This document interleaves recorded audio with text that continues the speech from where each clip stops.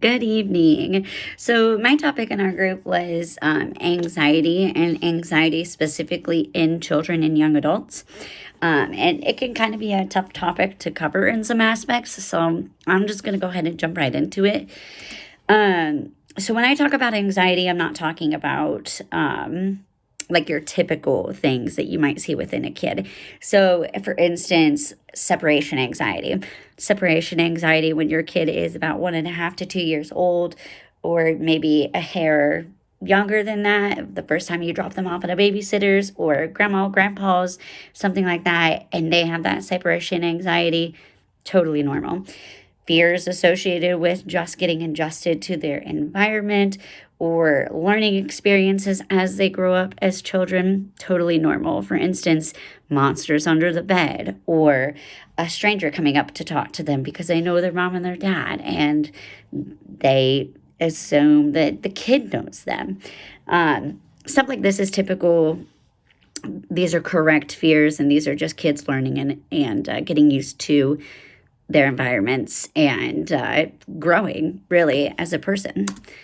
Um, Things that interfere with everyday life out of context of a normal, what we would see, kind of markers for our kids in growing and development are things that raise red flags that could be anxiety. And those would be separation anxiety out of context of, as I mentioned before, like the 2-year-old to maybe year and a half, little younger. If you have a 7 or 8-year-old that is having separation anxiety when they're going to first and second grade, that's a red flag. That's a marker that there's something else going on and that we need to be addressing that with that child. Phobias, so fixations on things like heights, bugs, germs, anything like that, that they just have an abnormal, really fixated fear of that isn't normal, that needs to be addressed. And that's a sign of childhood anxiety. Um, if again, they're that school age and they've been going to school for a bit and they have fear of going to school or other places with unknown people, that's a sign of social anxiety. And that can be addressed very quickly with some stuff at home. But that's just it. It's a red flag again that there's something going on with your child there in that aspect, or just overall general anxiety. So just flat out being worried about the future or that bad things are going to happen, and that's just a really heavy weight for a kid to be carrying. Us as adults, we're supposed to be worrying about that stuff for our children and kind of safeguarding them under our little protective umbrella, and so that just is something that a kid should not be bearing. And so we need to address that. Some other like more physical symptoms that you'll see with your child if they're experiencing some anxiety is irritability, easily angered, trouble with sleep, sleeping too little, sleeping too much, fatigue, headache, stomach issues, kind of some more physical issues there as well. And also depression. So I want to talk about depression a little bit because it's so very prevalent and is getting even more prevalent with kids today, unfortunately. Depression is not anxiety. Depression is a step up. Depression is worse. Depression is more debilitating. So instead of just fatigue, we see them feeling sad, hopeless. We see the kiddo not wanting to do fun things with their friends or with their family. Instead of just maybe here or there kind of struggling with sleeping or eating, we're seeing that consistent change in sleeping and eating habits. So eating too much, eating too little, sleeping too much, sleeping too little. Changes in energy level, drastic changes in energy level. Having attention problems. So you're debriefing with your kid in the car on the way home, and they're there, but they're staring out the window. They're not connecting with you. They're not mentally there with you and not engaged as maybe a normal kid that's not struggling with something like that is. And they, at the very low point, kids report feeling worthless, useless, and guilty. And again, it's just like that overall general anxiety that I talked about. That's just such a big burden for a child to carry. And it's just really, really sad to think about such a young little thing carrying the weight of the world on their shoulders like that when they don't have to. And kind of another touchy thing that is a step up, and when they're at, I mean, maybe even lowest of low lows, or maybe even coupled with that worthless and useless kind of feeling, is self-injury or self-destructive behavior. So things like cutting, drinking, drugs. And I know that's getting to the point where it is so prevalent, it's not even uncommon to talk about 11-year-olds struggling with this. And it is just, it's an epidemic, and it just is terrible. So what do we do, right? That's the question that we're overall asking in this class. And I kind of landed with just some overall ideas, maybe not solutions, but I think that it is a step in the right direction. And I think that my team would agree. So I'm going to kind of go ahead and list out the things that I found as solutions, and then I'm going to get into kind of what we divided down and kind of decided would be the best overall solution. So I found things like behavior therapy, so getting them in with a professional to kind of talk about their feelings, emotions, and really having some rigorous just look into what they're thinking and feeling, and getting some tools to deal with that. A lot of this next kind of stuff is going to be just, it seems so simple, but it takes dedication and commitment, and maybe some time and effort at the beginning of things for a family to adjust like this. But it's so simple because it can be done at home. So things like eating right, physical activity, healthy sleep habits, and mindfulness and relaxation. So, again, we think about all these things, but they're really, really tough to kind of implement, right? So getting out on a family walk, and relaxing over the weekend. When your kid comes home from school, just creating that environment where they get to decompress instead of jumping right into the next thing. Or if sports aren't doing it, if that's too much pressure on your kids, because I know a lot of families are involved in a lot of that, maybe allowing them to take a step back from that and, supporting them in that decision for their mental health. But just creating a space where they can, whatever their day looks like, that they can come home and decompress and not have to jump right into something or have an expectation put on them when they walk in the door. And as far as healthy sleep habits, so if you're promoting a healthy bedtime, know that it's going to take about an hour or two for your kid to actually fall asleep. A lot of times kids are falling asleep with devices or something else in their hand, and it is shown in studies that the blue light and the stimulation that our brains are undergoing when we're staring at a screen like that, it takes our brain twice as long to wind down from that sort of stimulation from when we set the phone down or turn the computer off.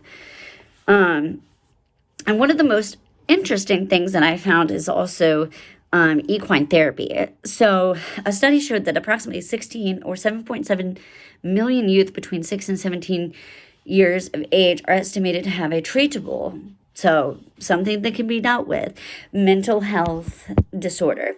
But they receive, well, half of them anyways, don't receive any mental health services. And so adaptive horseback riding has been brought in to kind of couple alongside of like the more clinical side of things. So they bring the mental health professionals out into like a more neutral environment and get them engaged with, there's kind of hands-on and then there's kind of hands-off work. So you can just go and you can ride and you can be a part of being outdoors and exercising and being with the animals and the people and all of that. Or you can actually take part and like help wash, help bathe, help kind of be hands on with the horses and get that mental health professional beside you kind of working with you through some of your things and issues. And it provides a more neutral environment where it doesn't feel so overwhelming for the kid to open up and talk because they're not in that clinical setting.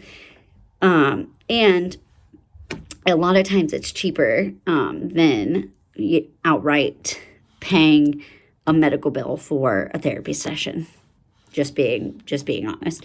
A lot of these places are charities, or they work with some sort of thing where it's, pennies compared to actually paying a bill for mental health services.